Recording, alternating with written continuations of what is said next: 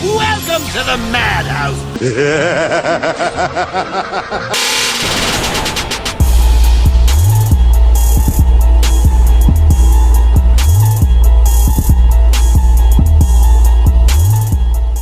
All right, what is going on, ladies and gentlemen? Welcome back after a week hiatus. Our boy Logan, he got his own place, so he needed to take a week off to move, and I respect that. I appreciate everybody understanding.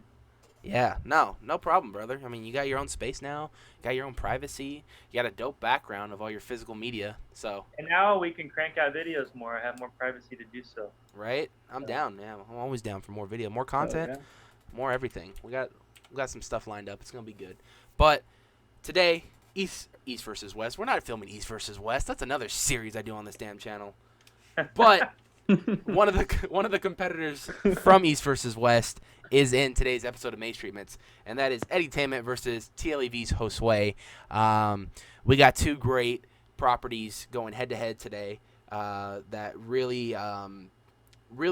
It's. So I've watched half of Josue's pitch, and I've watched half of Eddie's pitch, and just doing that, this is gonna be a really hard one for me. It's really a hard one. By the way, before we go any further, we're gonna welcome the newest member of the Knights of Horror. Yes, we keep adding people because we want a fucking full-on crew to take over these events. Yeah. And that is Will Martinez. He was on the channel last week, top 5 HHN mazes that we did. And he's going to be our guest judge today because, unfortunately, Sammy is out ill right now. So he cannot make it on the show today. But I gave Will a text, and Will was like, hell yeah, I'll come up and do this. And I was like, all right, sweet. So, Will, welcome to the Knights of War, buddy. Yes, thank you for having me. Welcome. I'm no longer the new guy. So there is an initiation, but we can't talk about it on air. Something we can talk about, there is a $20 fee. No, I'm just kidding. $20 fee to join. $20 fee per member. Also, what I can say on the air, Sammy texted me and said, don't forget to tell Will that I need at least one feet pic every night. Okay. Perfect. The ongoing OnlyFans joke. It's always from the new guy, so I no longer have to do it, so it's all Will. Right? It's all Will now. No, we're happy to have Will on. Will's been a longtime fan of the channel, and I think we met you through TLEV. So Will's just been a really good supporter of the channel, and it feels right to bring him on. Not only does it feel right to bring him on, I should have brought him on back in like October when we won that Try Not to Get Scared challenge title. Will helped me win that. So. Reigning champs. We're reigning champs, and it looks like we're not going to be dethroned until 2021. But that's a discussion for later. So it looks like we got a whole nother year on our belt. We're gonna go the longest reigning Try Not to Get Scared challenge champions, man. So unless everybody makes a trip around the same time to Orlando somehow this year. I don't know how that will work, but it's looking like Orlando's where I'm going this year. I know, looking like I got to make a Halloween Horror Nights trip out to Orlando just to get a haunt fix of some sort. Yeah. But good news on the haunt line. Before we go any further, I mean, good news on the haunt world at least. A lot of home haunts are going to still be happening, so that's good. So I get my fix through that too. But let's talk about our competitors today. We got TLEV's Josue doing Coraline for Not Scary Farm this year, and man, when I heard this concept, I was like, this is going to be amazing. I can't wait to hear what he has to do with Coraline, and I'm really excited to see this whole pitch, man. I really am. And then, of course, we got Eddytainment from East versus West, and, of course, the YouTube channel Eddytainment. His maze pitch today is It. I think it's only Chapter 1, or is it Chapter 1 and 2? I don't know. Either way, it's the new It. From 2017 and 20, I believe it was 19 or 20. No, 2018. 2019. No, 2019. 2019, was I right? Okay, I was right. Okay, 2019. It for Halloween Horror Nights, and he's got a very good pitch as well. So let's get started with predictions. First of all, gentlemen, who do you guys got to win this one? Well, Coraline is I wouldn't say childhood favorite. I think it was 2009. So I guess high school favorite. That's when I started high school. But it's a teenage favorite of mine, I will say. I love that movie. Henry Selick doesn't get enough credit for what he's done in the world of just, I wouldn't say horror, but possibly kiddie horror, I guess is what I would call that genre. Right. Like he's the one that directed Nightmare Before Christmas. Everybody thinks Tim Burton directed that, but much as it's a Tim Burton movie, Henry Selick is really just, he's the guy behind the camera on that. But no, Coraline is a great film. I was really excited to hear that was what he was going to pitch us. So I can't wait to see his pitch on that. How about you, Will? How do you feel about that idea? For me, I'm also thinking Coraline. That's a really creative pick there, and I'm really excited to see what Josue does with that. Right. I guess I got to be the odd man out then, huh? I gotta support my boy Eddie, man. I mean, Eddie. Listen, Eddie, this is a maze that's been wanting to come to Horror Nights for some time now. Fans want it at Horror Nights. They want to see what they want to see what the creative team at Orlando can do with this property. Wait. So the fans want what? They want it. What is what? It. What? Pennywise the clown. They want it at Horror Nights. Fans predict this every year that I see, and it's a long time one. We got a little kind of taste of it at Horror Made here in 2018, but we have yet to see it at Horror Nights.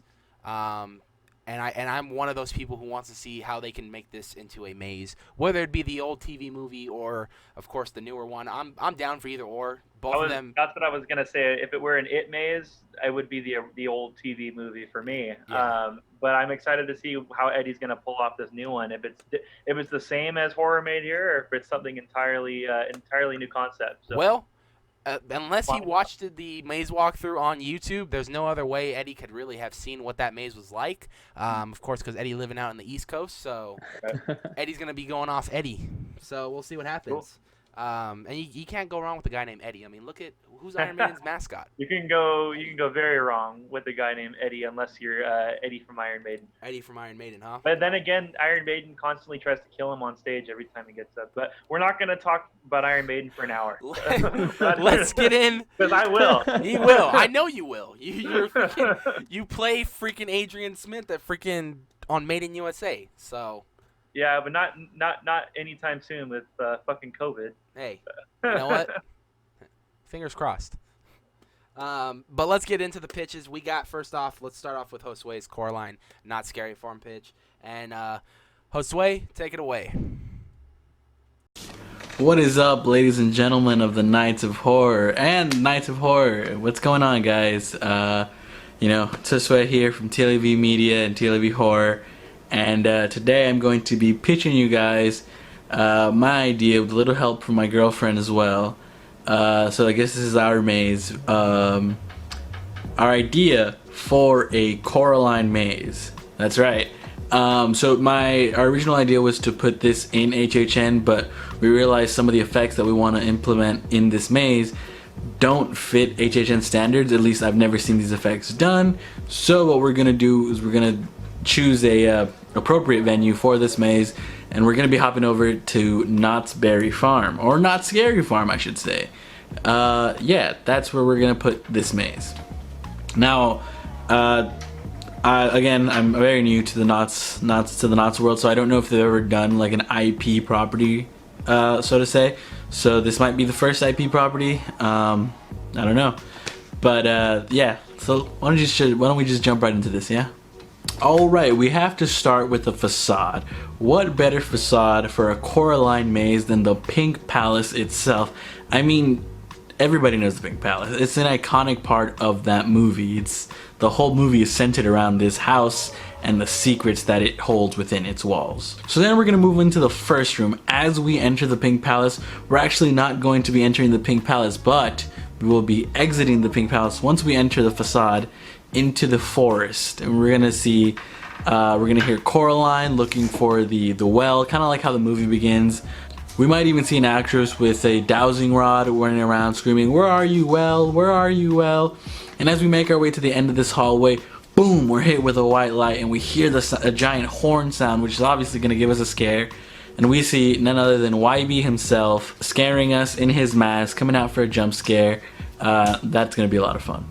Once we get that YB scare, we're going to be entering the Pink Palace proper again, which will be another facade of the Pink Palace. We're going to be entering those doors again, and we will get another room where we see Coraline Jones pestering both her mother and her father, seeking their attention, and they're both kind of, like, oh, we're busy, Coraline, we're doing whatever. And we see her, you know, all sad because, you know, her parents don't want to pay attention to her. Suddenly we hear a door open from off in the distance. We hear, right? And that leads us into our next transition room, which is my favorite transition room. It's going to be the kind of door portal that they created for this movie. You can actually see the door portal right behind me. But yeah, we want to recreate that look in a transition room as we enter the other side, the other side, if you will. Once we've entered the other side, we actually come into a second room in the Pink Palace, which is now on the other side, and we get to see the other mother and the other father. They're all eating dinner around the dinner table with Coraline at the head of the table. And as we make our way around this table, we will be having a kind of light effect that's going to change the look of this really delicious food into something really nasty and really horrid looking. And I want to do some cool makeup effects on the other mother to reveal her true form, which is, as we all know, the beldam. So when the other world lights flash, we'll get some UV paint on her and we can see the cracks of the facade that she's putting up all over the beldam's face. So that's going to be super cool. And we also want to do the other father. When the lights are regular, he'll be happy, having a good time, and once those lights flash, you can see his sadness start to mope his face and kind of like melt his face. So after we leave that room, the dinner scene, we're going to go into another transition room, which is going to actually make it look like we're going up fire escapes, so that we are heading towards Bobinsky, which is the upstairs neighbor of the Joneses, who he is the Russian mouse trainer who's training the mouse circus. But since we are in the other world, he is a whole lot different. So just like in the movie, once we entered Bobinsky's room, we are greeted to just a corridor and like the hallway, and on either side there are cannons. And I want to do an effect where you have pressurized air as you walk by the cannon, so it's like doosh, doosh, doosh, simulating the cotton candy that is being shot at Coraline and YB, or the other YB in the movie. I also want to add some smells, so we'll obviously have some popcorn smells, some cotton candy smells. It's going to feel like a full circus, and there's going to be a lot of bright lights and a lot of really feel good music. Also, like in the movie, there will be the other YB in this scene, but because in the part of this movie, the other mother has already shut YB's mouth closed, so he'll kind of be like a mime scare actor. He'll be jumping around, jumping out at people and kind of laughing at them, but he can't say anything because his mouth is shut. We then make our way down this corridor and we enter what is Bobinsky's circus ring. And then, but once we pass into that room, into the next room, things start to get a little different. Inside Bobinsky's room, suddenly the music shifts and it gets really dark, and it's creepy carnival music, dun, dun, dun, dun, dun. And we see down this hallway that it's kind of like a medium biggish room. There is Bobinsky himself, but he's looking kind of tethered up, and like in the movie, we don't really get to see his face because he's like wearing oversized clothes, and we can hear Bobinsky's voice and his like weird distorted Russian voice going, "Where are you, Coraline?" In the movie, they reveal that the rats are actually making up Bobinsky. I want to take it a little step further. As you approach this character calling you out like, "Where are you, Coraline?" Right as you approach him, he's gonna lift up his face that's hiding in his jacket, and it's gonna be Bobinsky's face. But because these are like puppets of the beldam, I'm gonna have rats, like rat heads, poking out of his mask, and maybe the mask will have rats coming out of the mouth, and he'll just jump out and he'll scare you. I think that would be super cool to see, and also super terrifying. And obviously we'll have the sound of rat squeaks and running around. Maybe even have little pressurized cannon at the feet level, so it feels like rats are running by your feet. That would be super cool. As we escape the Bobinsky room, we're going to have another transition room where we are now headed downstairs underneath to the basement of the Pink Palace.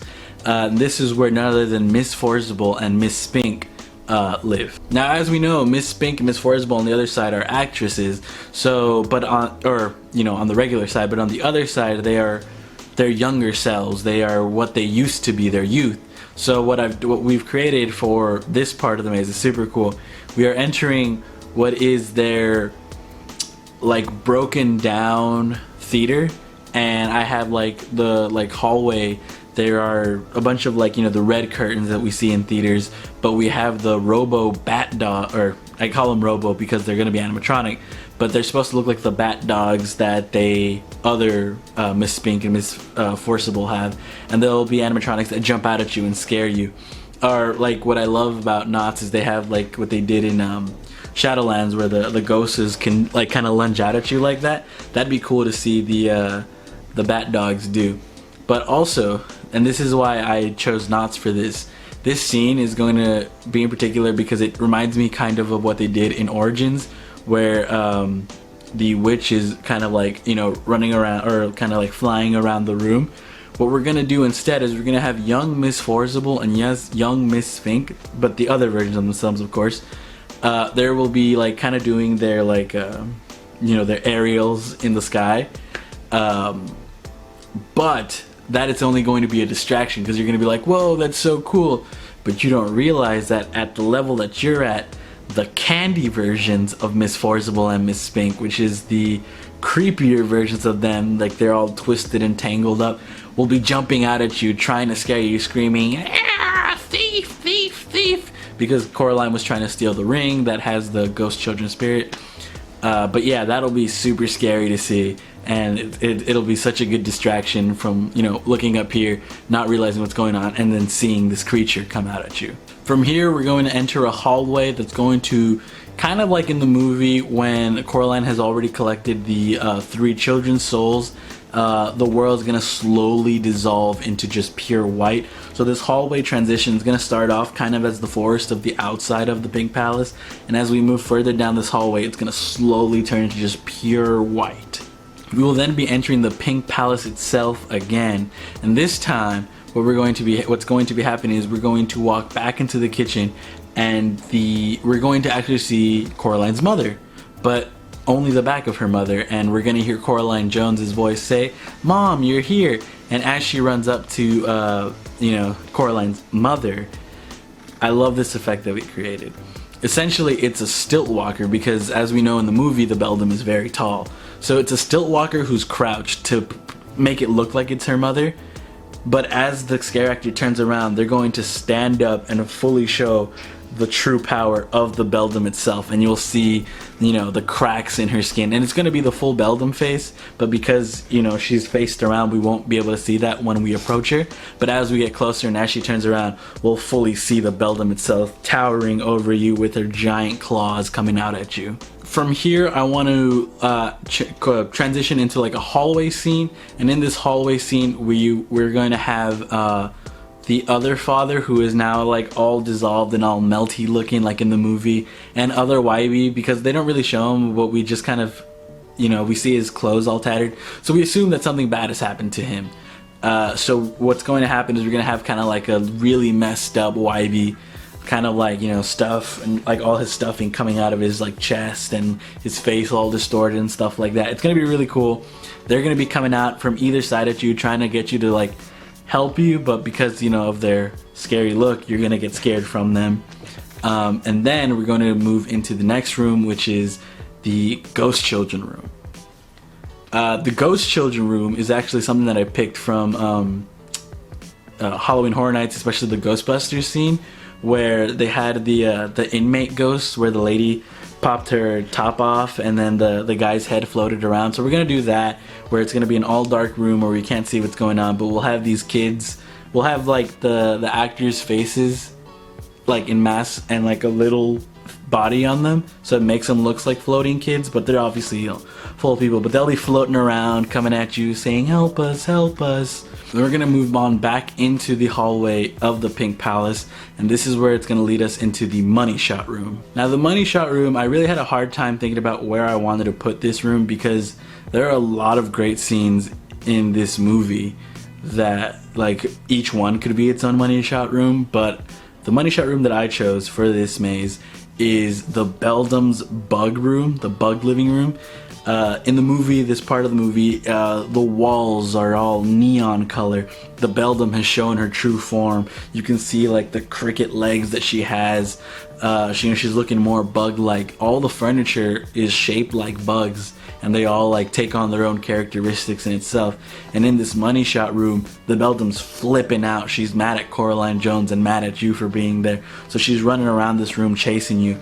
And also while you're in this room, the bug furniture itself is also moving. So at a moment, you know, the drawer might fling open and close, or it might even come at you because they are sentient beings. So that'll be really cool to see in a maze. From this room, we're actually going to transition into the scene after that in the movie, which is when the Beldam dissolves the facade of this world and turns it into this kind of like web world-ish. And that's going to be another transition room that'll transition us, and we'll be able to see just a white hallway with all the webs kind of around her, and we'll hear the Beldam screaming. I want to do like web curtains that hide the Beldam so that she can jump out, like scare actor Beldams that'll jump out at you and scare you. So that'll be super cool. Last but not least, the final room for this maze is going to be Coraline Jones coming back into the real world and hugging her mother and father, who look super confused as to why she's hugging them. They're like, oh, we've only been gone for a few minutes, like what's up? And you know, it's a happy ending, because I wanted to give this maze a happy ending. Or so we thought, because we got the final scare, right? So as you think you've ended the maze, you're going to enter an all dark room, and you're like, oh, okay, dark room to finish off the maze, right? Oh no, hidden within the darkness, full stilt walker, is the Beldam herself, and I want her to look messed up because she just lost. So maybe some of the cracks of her skin are gone and stuff like that. Her hands are all mangled up and her body's all contorted, but it's a full stilt walker. And just out of darkness, suddenly a light's gonna flash on the Beldam, and she's gonna come launching down at you, screaming her head off, and then boom, that's the end of the maze. So yeah, I hope you guys like this. Thanks so much for listening to me kind of ramble on. Yeah, alright, later guys. Thank you, Josue. That was a beautiful pitch. I got to give a little shout out to Joe. I got a lot of shout outs to Joe. Because she helped him with that maze pitch, which went great. And also congratulations to them on having a boy.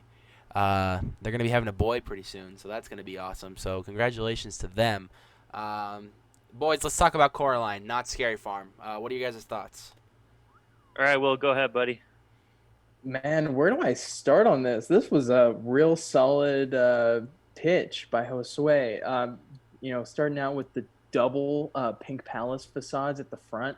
I really liked that YB bike scare. I thought that'd be kind of creative, a bit like the car during Us last year, you know, the SUV. And then I loved a lot of the effects, like the where they were like eating the food and then like the projections would change it to be like moldy and stuff like that. Ton of air cannons. I thought was awesome. Add some physicality to it when you're walking around. And let's see. Stuff like that. I mean, come on, that final scene with the Beldam, that's just badass. Like, I'd love to see that. I think he killed it, man. I think he's taking a page out of This Is the End right there, too. Yeah. If anyone went through that maze, that was the had the false ending, of course, where in the movie they all went to heaven, but in the maze, instead of heaven, they falsified it, and Craig Robinson actually took you to hell, which was a really funny false ending. And a really kind of cool original part of that maze. So I really like that false ending that you have, where you think everything's kind of happily ever after, and then you have that like last scare, which was really cool. Logan, what are your thoughts on this maze, man? What aren't my thoughts on this maze? I want it so bad, so bad. I don't care what event it's at. Horror Nights, Nuts, just fucking give it to me. It was I loved the creativity that went behind this idea. He really nailed it, man. The transition rooms going through that hallway with all those like rainbowy colors, perfect. And the kind of spiderweb hallway towards the end of the maze where the freaking Beldam's hiding behind curtains. That kind of reminds me of if you guys ever went through the Texas Chainsaw maze back in. This shows my age. Back in 2008, one of the first time, it was the second time I went to the event, but the maze was based on the Texas Chainsaw Massacre prequel to the remake. But there was a part in that maze where you were walking through like laundry where clothes were hung, where hung outside type of thing, and then Right. all of a sudden you just hear the chainsaw start up and Leatherface comes around. So that reminded me of that. A great idea. I love the end where the beldam is on stilts. Fantastic idea. He really knocked this one out of the park, in my opinion. It could be super. It could be a super big hit, especially with the smells. And that, I think one of my favorite rooms that he presented was going into the carnival room. I forgot the neighbor's name. The upstairs neighbor, Mr. Bobinski, I think. Babinski, yeah. Babinski. That was one of my favorite rooms, just because it sounds like he put a lot of thought into just trying to get your senses going. Like you get smells, you get air popping out at you, you get the visual of the terrifying visual, in my opinion, of the creepy Bobinski, like all like this, and then the rats are. That's Yeah. I think that's one of the best rooms that he presented. But I could keep going on about this maze. But Josue did a great job. Fantastic job. I can't say anything else about it other than I want it. I want it now. Yeah. Where to start, man? Facade, Pink Palace Apartments. It's a reoccurring theme you see throughout this entire maze, which I love. Kind of gives you that idea of like this is where it starts, this is where it's gonna be throughout the maze, and this is where it's gonna really kind of end. I like that whole idea. Of course, exiting that Pink Palace facade, going into the forest, a great choice, and then of course going back to the Pink Palace to kind of see her parents really kind of ignoring her and not giving her any attention. Kind of sets up the tone as to why Coraline wants to explore this other world. Of course, those transition rooms of going to the next world, or what do they call it, like the Upside Down or something like that? Or is that No, that's Stranger Things. That's Stranger Things. What do they call it? What do they call it in here? Oh, I don't remember. The other world? I don't know. I'm calling it the Upside Down. This is where the originator of the Upside Down came Upside out of. Down. Stranger Things, you guys just took that from Coraline. But I do like that whole thing. Of course, you see the parents, and they have the...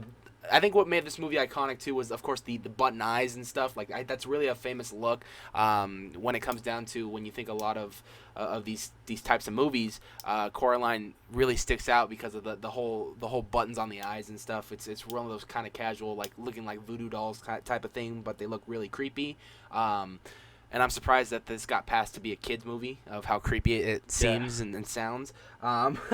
But I do like all that. Of course, the transition rooms of the door portal, like I said, is really cool. I'm seeing a lot of that kind of.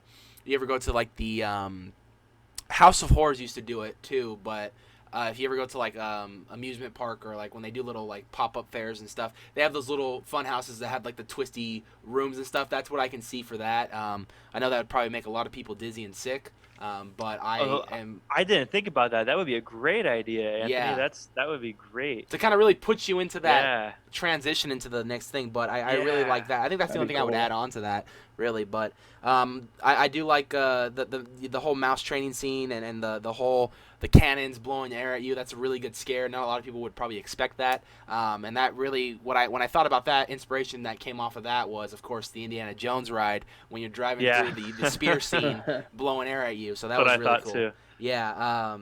I like the whole music shifting into a more of a sinister scare, which is really cool. It's something famous that you hear in mazes a lot, where it's something good and then all of a sudden it just gets all scary and stuff. The rat head puppet, I have to talk about that, man. That was really cool. You know, I mean, you have this whole guy and then, you know, like this whole big rat-headed mask puppet scare. You know, it made me think about, and I know me and Will were talking about this last week, it made me think about Poltergeist. The big puppet they had in Poltergeist. You know, if you use something like that with the whole rat head effect, I think it could be really dope.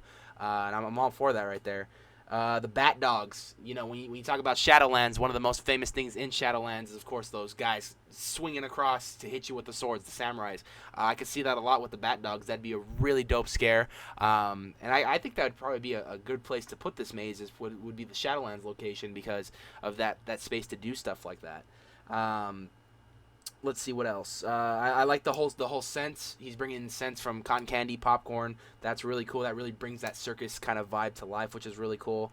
I love a lot of the transitions he did in, though, from like the spider web transition to, of course, all these different transitions. Like, he did a really good job of that, making sure that the entire maze there's not one black wall in here. Like, you can as you flow through it, there's going to be color, there's going to be scenes, there's going to be something that keeps you engaged into this story, which I liked.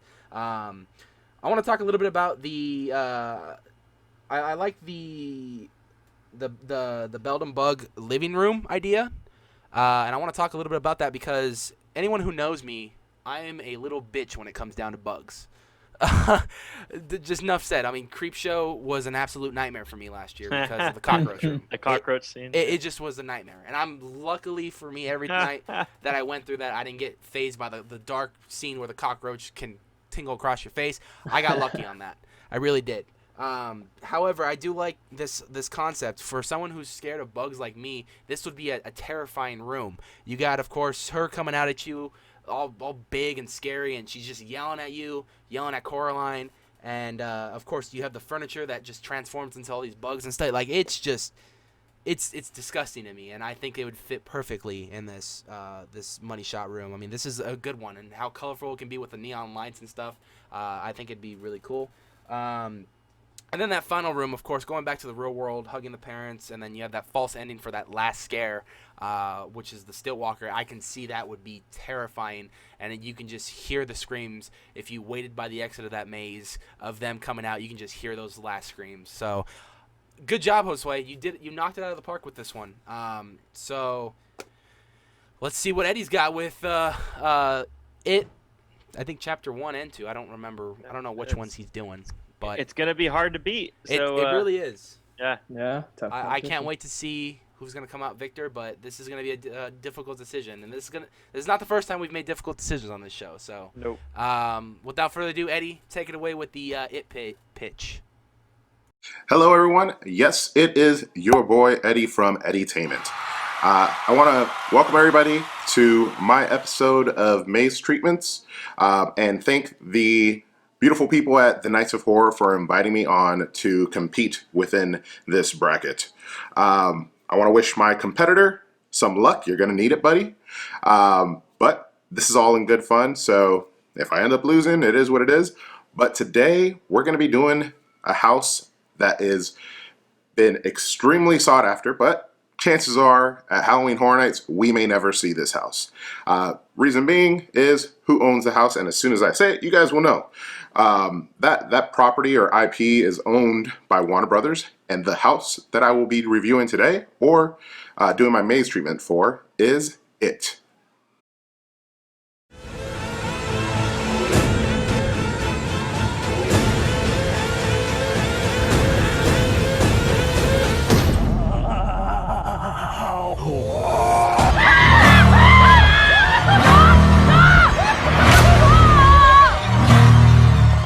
Like a lot of my competitors, I am gonna have to excuse myself because I have all my notes on my phone. So if you see me looking down, breaking eye contact, that's the reason. But we'll start off in typical fashion like everybody else and go over the facade. I have my notes here as far as the treatment rules. And the first one is to go over the facade. So this house, obviously, because of the type of house it is, the height behind this house, we have to put it into a soundstage, okay? And we're gonna take homage from the Monsters house last year at Orlando, and we're gonna use some projection mapping, okay? So when you enter, it's gonna be projection mapping on the entrance, and it's gonna be, basically, it's gonna look like Pennywise is emerging from the sewers, and you are actually walking through the center. So probably like through his like nose, through like the reddish area of his nose. That way it could mask the door and you won't see the door as much, but you enter through there, and through the projection mapping, they could hopefully potentially make it look like he looks down at you while you're coming in. It's like an active projection mapping. Now, this particular house is special. So a single facade is not quite enough. So when you enter, you also experience a new room and a new facade. And that will be kind of like they did for the Poltergeist house in Orlando a few years back. You're gonna be looking up at Derry, the town of Derry, which is the town of the movie, and you're basically entering through the sewers. Now at this point, there's no scares just yet. We're building. we're building, and that's gonna be my style. I'm gonna put you in your most anxious spot before any jump scare comes out. So you're smelling the sewers, some rancid smells, dirt, soil, wet soil, as you're walking through. And then you're making your way through the actual sewers, smelling all of this, kind of messing with your senses. And then you find yourself at the end of this sewer hallway at basically a whole wall of just red balloons. Now, this red balloon wall, although it just seems like, some regular red balloons, that's not what it is, okay? This is gonna be they're all going to be really nice and tight together, but you're going to notice that there is a sliver of an opening, okay? And that sliver, you start to make your way towards it, and as you go to walk through, you find yourself in a claustrophobia tunnel. Dark, pitch black, and you're pushing through. Your anxiety's building up. You start to breathe a little bit more, you're panting a little bit, and your anxieties are building up, and you're pushing through to what is going to be the next room. Now, I hope you're getting the clue here of what my style is like. I said it a little bit already, but I want to get you ready. I want to get you on edge. So when the scares do arrive, you're basically 2 seconds from losing your shit. Now, once you've made it through that claustrophobia tunnel, you're going to find yourself at the room where all the kids are basically watching a film, like a slide film in the garage.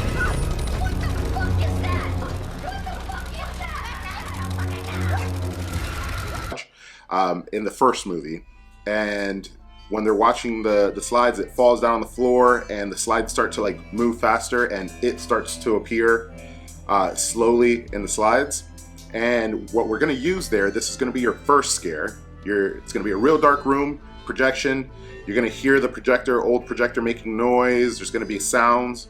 The clips are going to be basically sliding, so you're looking all over the place, hearing the projector over here, watching the clips move, and then that is going to actually be one of those cloth screens. So we're going to use a cloth screen scare, and a scare actor dressed as Pennywise himself is going to bust through that cloth and come at you, and that's going to be your first scare. You probably leave a skid mark in your underwear after that one.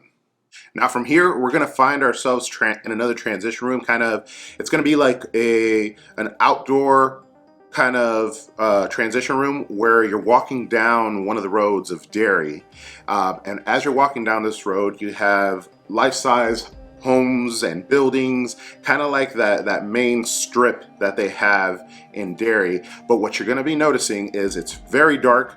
Looks like a storm's about to occur. You're hearing storm noises, thunder in the distance, but you're gonna notice that the actual sewers, there's eyes, glowing eyes, that are looking up at you as you pass the sewers. And for some reason, this road has an abnormal amount of sewers.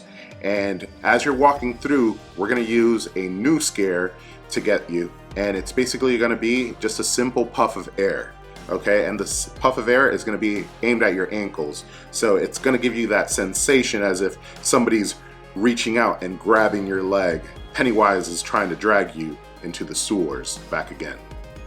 And Pennywise is going to be successful at getting you back down in the sewers in our next room. You transition through basically what seems to be bringing you down to another dirt path or tunnel, kind of going back into the sewers. And what you find yourself in is basically a room where I've seen this effect used in some local haunts, but I've never seen it utilized at Halloween Horror Nights. And what we're back down in the sewers, and now we're hip deep in water.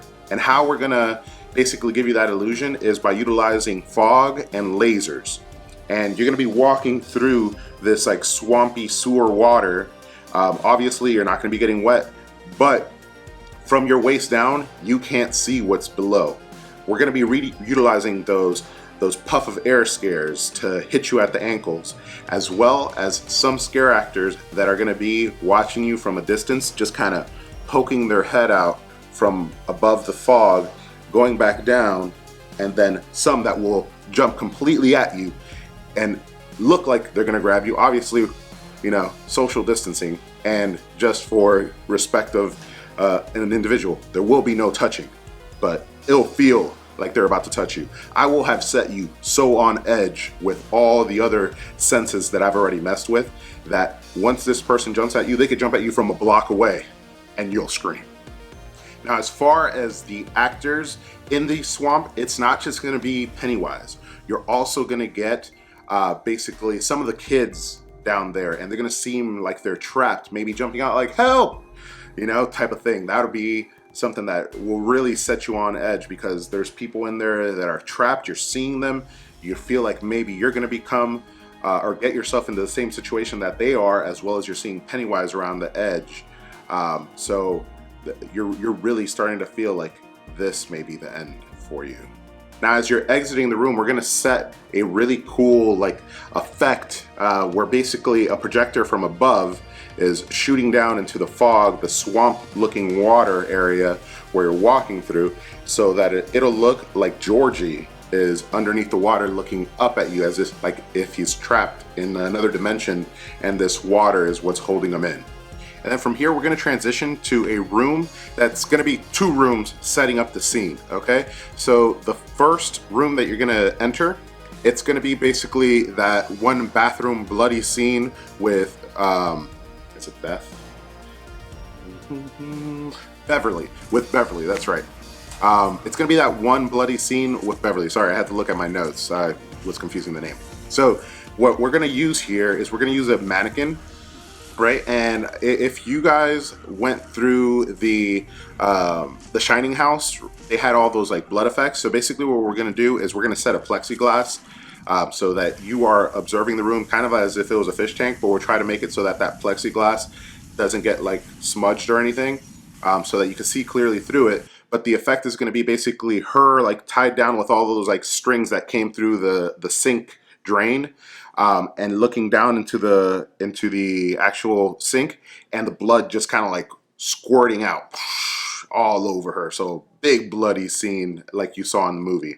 And from there, we're going to transition into her still in the bathroom. Bathroom now seems like it's clean, because if you remember, only the kids could see certain things, but the grown-ups couldn't. And in this scene, her father's going to be entering, so we're going to be using 2 real actors in this room. The previous one, we're using a mannequin because it's getting squirted with blood in the face and it probably can't breathe.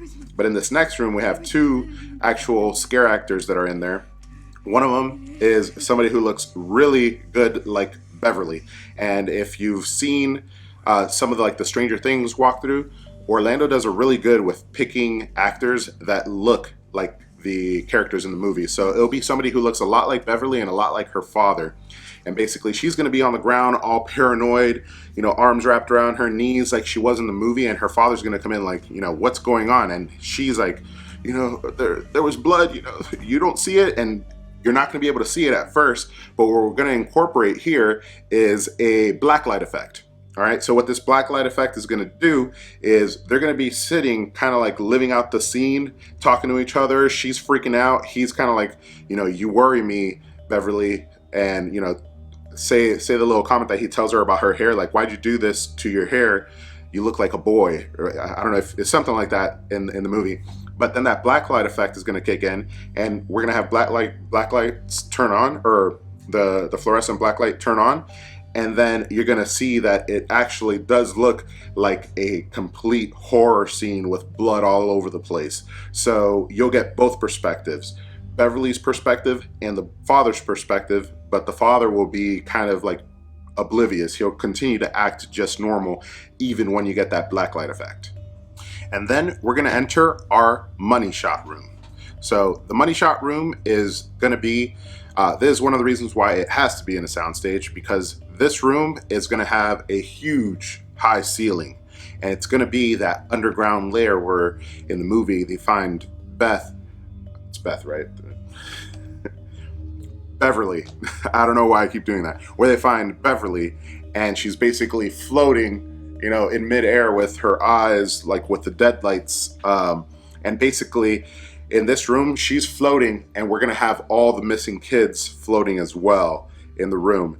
And we're gonna add an effect where they're hanging on strings, but hopefully some type of like filament string where it's very hard to see. And with it being dark, you also won't see it too well either. But they're gonna be spinning around like a center axis, kind of like they were in the movie. So it's gonna be this huge grand effect where once again, it's more visual, no scare actor necessarily needed in this particular room, but maybe we'll add some sound effects in the distance, kind of hearing Pennywise saying, "We all float," or hearing some of the voices of the lost kids that are hanging in the air or suspended in the air, kind of rotating around that center axis, saying, "We all float down here." You hear Georgie saying it as well, so you kind of get this like echo effect of all the kids talking and basically trying to invite you in to where they're at, saying that it all floats down here, and that's the money shot. And then we make our way to our final room, but our final room is going to be more of a kind of a sewer tunnel, a large sewer tunnel that you're exiting through. So it's going to be like brick wall but circular, and you're gonna walk in through like a gated area where you could walk through the center, and in the distance there's gonna be a blinding kind of like a deadlight from Pennywise, and you really can't notice what's in that distance, but you're walking towards it. But while you're walking towards it, there's also other adjacent like tunnels that you could technically take. These tunnels will be there, but you'll know that that's not the direction that you want to go. You're going straight.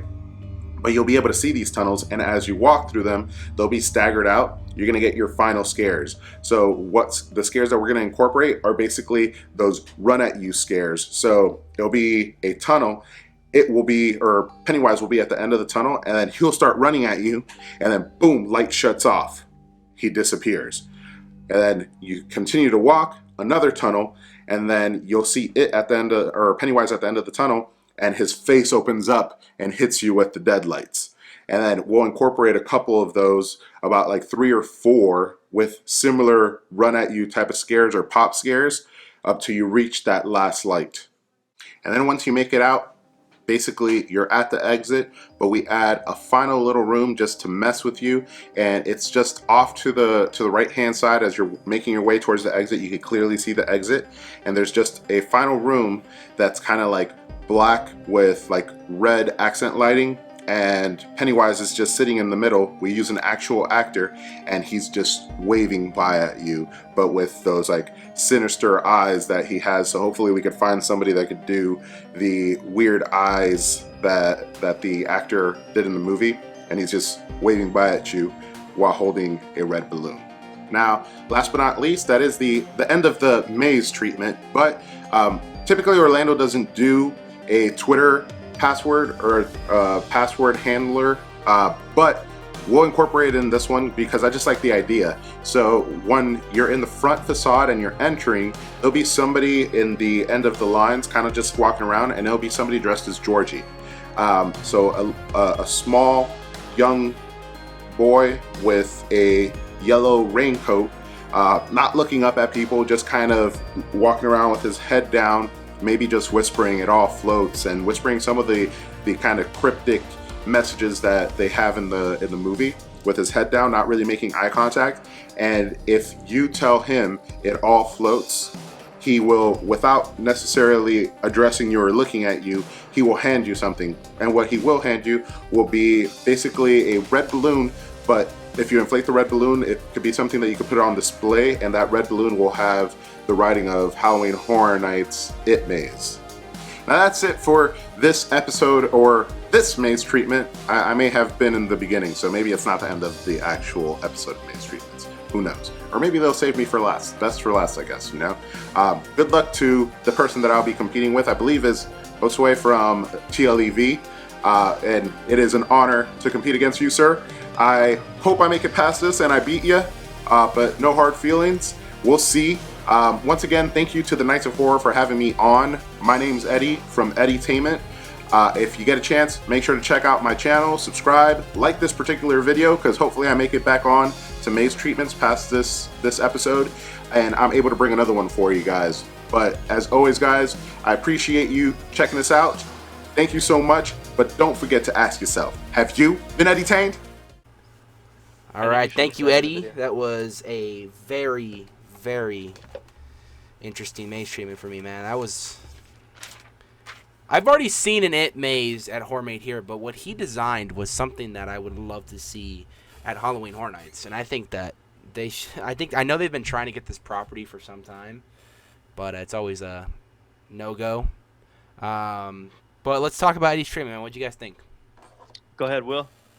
All right, let's see. I thought it was really solid. I really liked the idea of the facade. I thought he was going to go with the, what everybody assumes, the knee bolt house, but I like the sewer with dairy and whatnot. Let's see. I like the claustrophobic, inflatable walls. I think that was a really cool, addition he made there. I wasn't expecting that. Let's see. I love the slideshow room. I thought was a really good execution of that scene. That's a pretty famous and noteworthy scene from that movie. And then the more air cannons in the sewers. I thought that was a pretty cool choice with that, especially being outside apparently too. That'd be pretty sick. And then always love to see that fog water. Super cool with the wading through that stuff. You took a little page out of the John cookbook. The cookbook. And the Beverly bathroom scene I thought was really solid, where just all of the different variations of that he had. Yeah, I thought that was pretty solid, man. Nice work. I got to agree with that opening facade idea. I was afraid it was going to be what everybody thinks an It 2017 facade would be. I'm glad he did something a little more unique. Overall, it's a super solid idea. That one of my favorite rooms, which you mentioned, was the light fog simulating water room. I think it's at Queen Mary. One of the mazes at Queen Mary does that. Lullaby. With the train. Oh, is it Lullaby or is it the one with the train? The Intrepid did it too, but Lullaby did it too when they give you an underwater scene. Yeah, you're right. No, that's what really got me loving that effect, was going to Queen Mary and experiencing those mazes. Right. So he really did it justice with putting that scene in the sewer. I don't know how else you would pull off a sewer scene in It without that water effect. With Pennywise's dude, people would be screaming their heads off. I know I would. No, he really did it justice. I like the idea of having a Twitter password handler as Georgie. I think they did that at Horror Made Here, didn't they, Anthony? I've never been to They that. had Georgie walking around saying quotes, but he wasn't giving out anything. Yeah. He was just talking to people. I know. Stuff out. It'd be cool. It'd be cool if one of the passwords was, something a little more obscure from the movie. I think Bill says to Georgie, you're supposed to call a boat she or something like that. Yeah. That would be kind of a cool, like you're obviously a fan of the movie if you know that quote. SS Georgie would be a good one. Yeah, SS Georgie. Yeah, there you go. No, I think it's a solid idea. Universal's been after that property for a while. Who knows what the future is going to hold with Warner Brothers? I think they were going to do the event this year. They didn't do it last year, but obviously with COVID-19, safe to say it's not happening this year. But yeah, I don't know whether Horror Made Here whether Warner Brothers lets Universal get this property. I think they would do it justice. I think Florida would do a fantastic job with it. Like at Hollywood, we don't really do too many soundstage mazes. We've got one soundstage that we do mazes for. So I would love to see it go into that soundstage. But other than that, I don't really have much else to say. How about you, Anthony? Logan, what was the main reason why I love Losh's pitch so much? Do I have to say it? What was one of the main reasons why that pitch sold me so well? I just want everybody to know that's going to do a maze treatment, make a damn trailer, because Anthony gets like a weird boner for trailers. Like I swear, if I made a trailer about me taking a shit, like he would say, "Oh, that one maze treatment." Oh yeah, dude, that's it. I want it. Just give me it. No, doesn't even have to be a good pitch at all. You don't have to pitch anything. Just make a trailer and say, "Okay, that was it." Listen, okay. You're telling me that when you don't see a trailer for a maze, you don't go ape shit. No, it's a great okay, I love trailers. Don't get me wrong. I love trailers, but it doesn't in my opinion, it doesn't make that person beat the other person just because they made Okay, a trailer. let's be it's all fair, about though. the pitch. With Lost, was a great- that wasn't the reason why he won. He had a solid scream pitch. No, it was a great pitch. I will give him that. Yeah, but that helped him. Actually, you know what's funny? The only reason it took me so long to get on Nights of Horror is I didn't make a trailer for myself. I had to Right. make one before You he let me on. could have made the Will Yeah. trailer. I would have been like, he's on. It's Yeah, yeah. It'd be like that scene from Deadpool 2 where I'm just like, you're in. No, the trailer, I go apeshit for trailers. I do. It really gets me kind of hyped for the event as far as when you see a maze and it gets announced and then it's that build up to what the property is and you see the people screaming and you see all that and then the final reveal of the property and then it's at the end you see Halloween Horror Nights. Like, that's just a fucking dope thing to me. And that we've seen some really cool trailers come out of that. The Stranger Things trailers were probably some of my favorites. Of course, the bicycle, and then it goes upside down, and then you have the upside down version of Universal Studios. And then last year they did the same thing, except it was Hopper walking through the tunnel, and then when you went upside down, it was Universal Orlando's globe, which was all messed up and stuff, which looked really cool. I gotta say the Ghostbusters trailer last year was one of my favorites. That one was dope as well. Yeah. I really enjoyed the Ghostbusters one. But his trailer was pretty good. But let's talk about his facade, man. I know me and him were talking a little bit about this when we did our Universal Monsters East vs. West, which is up on his channel now and will be up on my channel soon. But, of course, with the Universal Monsters, that whole projection mapping in the facade is really cool. I like the idea of, like, Pennywise following you up until when you actually get into the building, which is really creepy, which would really creep me out. Just looking at that, just kind of him staring at you would be very, very cool. So, cool little interactive projection, what I like.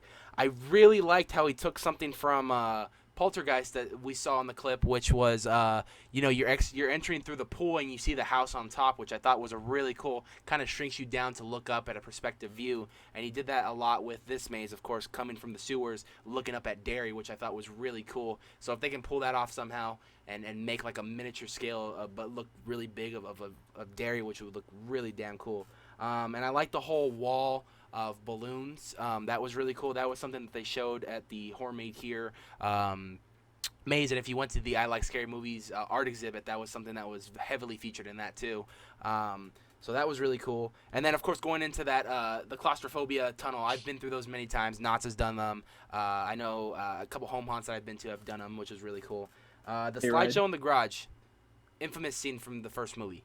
And he took a little page from, of course, Universal Monsters over here in Hollywood, where Frankenstein jumps out of the projection screen, which I really thought was a cool effect. It's a really good, solid scare where you're paying attention to what's on film in the screen, and then out of nowhere, someone just jumps out.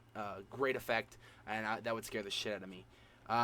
The road down to Derry I thought was really cool with the sewers and the air's coming out of your ankles and you're kind of seeing the eyeballs, and it's a really, really dark and stormy kind of day at Derry, which I thought was really bitchin'. So I'm all for that. And the puffing of the air, I'm not a fan of those air effects. They scare the shit out of me, so it would be perfect for this. The transition to the dirt path and tunnel, the water effect in the sewer, I thought was really cool. Character popping up from the water, of course, be Pennywise. That's something that John Cook and his team have heavily brought over to Dark Harbor, Not Scary Farm. They did it in the depths, which the first time I ever saw it, and I fell in love with it. But I think what really did it the best ever was at last year's Los Angeles Haunted Hayride.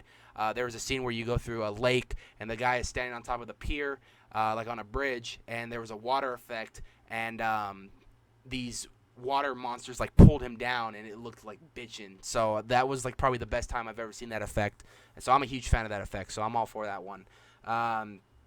The kids who've died, young and help in the background and stuff, I thought was really cool too. I mean, that's always creepy, especially if you're looking at that Georgie scene where he you float too, and he gets all fucking like possessed and stuff, and he looks all creepy. Like if all the kids can look like that, I'd be all for that. But I really like that projector effect of Georgie floating in the water. Now that was bitchin'. I have not seen. I don't think I've seen anything like that. I've seen some physical versions of that when they did it in the La Llorona maze back in 2011. They had like our kids' clothes floating in the water. 2012, I think. 2012 or is it 20? Yeah. I know they did it in 2011 too. So they probably did it both years.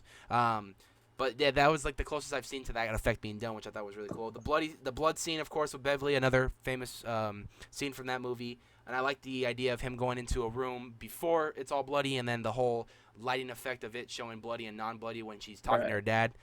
Very bitchin'. If they can pull that off somehow, I would fucking fall in love with that. effect. What else? The money shot, Pennywise's lair. It's always cool to see that thing, and I like how he's talking about doing it in a soundstage because it's gonna go really high up. You'll see the stack of things. Like I said, I like scary movies. Accomplished that, which looked really cool to look at, and they did that a little bit in the Horror Made Here maze as well. Not quite as big, but if Eddie is talking about having it like really big and kids floating around and stuff, that could be really fucking cool. Really cool. The final room, of course, the sewer tunnel. As you're exiting, you see the deadlights in the distance and all these other tunnels. And, of course, the Pennywise, you see a bunch of people running out and scaring you. And, of course, having, like, a deadlight scene. I think that's really cool. That was something that they really didn't incorporate in the Horror Made Here maze. Of course, the involvement of the deadlights, which is a huge, if anyone knows Pennywise, that's one of his biggest powers that he has, effect on people. So I would love to see more involvement of the deadlights, especially because they used it a lot more in Chapter 2. And they used it a little bit in Chapter 1, but it was featured a lot more in Chapter 2. And, of course, that final room, I think this is a bitchin' idea of having that black and red lighting of Pennywise just waving at you. You don't know if he's going to come scare you or not, but he's just sitting there waving you with the balloon. That is just creepy to me. They did that similar to The Exorcist in 2016, but it was just a mannequin or like a statue of Reagan just sitting on the bed, possessed, just staring at you. Like, scared the shit out of me just looking at that. But having an actor playing Pennywise with a balloon just smiling at you, doing the thing with his eyes, like, fuck, that would freak me out. I think that would give me nightmares for days on that. Of course, Twitter passwords are a big thing over here in Hollywood, at least. They haven't really incorporated them in Orlando. This is more of a Hollywood exclusive thing. But if they did incorporate it in Orlando, that'd be cool. I like the idea of having Georgie out there with the raincoat, his head down, kind of quoting lines from the movie. It all floats with the red balloon. Getting a red balloon with the HHN logo would be really cool. The only problem with that is it would only be inflated for so long until it goes out. Right. So you would just have to hang it non-inflated. Or it could be a boat. Or a boat would be even cool, too. Could be a little boat, yeah. Yeah, a little boat. Or they give you something, of the movie, which would be really cool. But I don't know, man. That was a very solid pitch, and this is a very hard decision for me to make, man. I mean, I can't choose because I really want to see both. But I'm going to let you guys go ahead and start off while I decide because I really can't choose. Will, you take it away. What was your pick? Oh, boy. Who's on the hot seat now? I think I'm going to have to give it to Josue on this one. I think the level of detail in his presentation was just, like, amazing. Eddie, you killed it, but I think I'm going to have to give it to Josue. Right. Oh, he's got the physical media. Oh. Look at this guy comes prepared. I'm gonna go Coraline, bro. Okay, you just tossed the movie. That kind of made me. Yeah, carpeted floors. I prepared. There's some pillows down. It's all good. Well, good. He's got stunt pillows ready for the Blu-rays. Not to be dramatic, but I think Josue's maze treatment was probably one of my favorites that's been done after probably the Matrix one, was just because of how well that was presented. But Josue didn't even have to be so fancy with his. Like, he put up images, but just his ideas alone are what sold me. I think what sold me over the It maze was its uniqueness. Like, I thought it was kind of gutsy for him to do kind of a child horror movie as his maze treatment. He got really creative with the idea. I think it would be a maze that what people would be talking about for years to come. It would really stick with me. I mean, I'm probably biased because I love that movie and I love It too. But no, I think Eddie did a great job in his pitch. All respect to Eddie for his effort into that. But I think Josue got my vote just a hair more. At this point, it doesn't even matter who I choose because Josue already won it with a 2-1 vote. But what's your pick? If I had to choose one, I mean, I've seen one movie to the completion, both chapters, and I've seen clips of one movie. But after that pitch, I want to watch it all. Fuck, this is... Like I said, it doesn't matter who I choose. Josue already won it. But honestly, I'm going to have to go Eddie. And here's I knew you were why. going to say that. Here's why. Josue, you're nice. Don't get me wrong, okay? Like I said, I've never seen Coraline to the completion. I'm probably going to get a lot of shit in the comments for that. But his pitch was fucking fantastic for Coraline. Like it makes me now want to go watch it to its completion, which I'm going to do. Now, what would you say to Sammy? You would say, it's on Voodoo. Don't fall asleep. What? I don't have it on Voodoo, but I probably will purchase it on Voodoo now. Both chapters of it are on Voodoo, though. So, Sammy, we miss you. We miss you, Sammy. Yeah. No, I think this would be one, and I kind of felt bad for Sammy on this one because this would be one where he actually probably knew both movies. Yeah. But I don't know, man. He did something with this maze that you don't see a lot with a lot of the other kind of adaptations of this. Of course, we were talking about the Kneeball House being in a famous facade and stuff, and he went a completely different route with it, and he really focused more on showing you the settings of Derry rather than seeing some other stuff that we've seen in the past. So there was a lot of stuff in this maze treatment that he brought up that I had never seen in the Horror Made Here version of it, and I don't know, man. I think what really blew me away too was, of course, the wanting to see the effect of a dead Georgie floating in the water. I think I want to really see that for some reason. And of course, maze trailer. So Yeah. yeah. I know. But you know what? Again, this was a really hard. I can't really. I mean, I'm gonna go with Eddie, and not because he's my boy or anything, but I really loved his adaptation of it. It was something more original and more something that I was going in like, okay, he's probably gonna pitch this, but I came out like, holy shit, he pitched this, and that was like way better than what I was expecting. Yeah. But no diss to Josue, man. Coraline sounds fucking amazing. I want both of these mazes at any event. Yeah. So Josue, you advanced to round 2 of maze treatments, my friend. Congratulations, the first member of TLEV to advance, and that's good, man. They're going on. They're trying to win that prize. So thank you to both competitors who submitted their maze treatments and competed. Eddie, I'm very sorry that you lost, but better luck next time, my friend. Maybe for season 2 you can come back and redeem yourself. I'm always looking forward to that. Next week, the final match for round 1, which will be Zombie Chris from Zombie Chris. I don't know where I was going with that. Versus TLEV's Thomas, man. And we got some good ones coming up, especially because Thomas today just texted me that he's changing what he originally was going to do, and it's got me even sold even more. So you're going to have to wait till next week to find out what it is. But until then, I'm your host, Anthony. That's Logan. I'm Logan. He's Logan. And I'm Will. That's Will, man. Special guest judge for today and new member of the Knights of Horror. We will see you guys next week for another episode of Maze Treatments. Y'all take care now.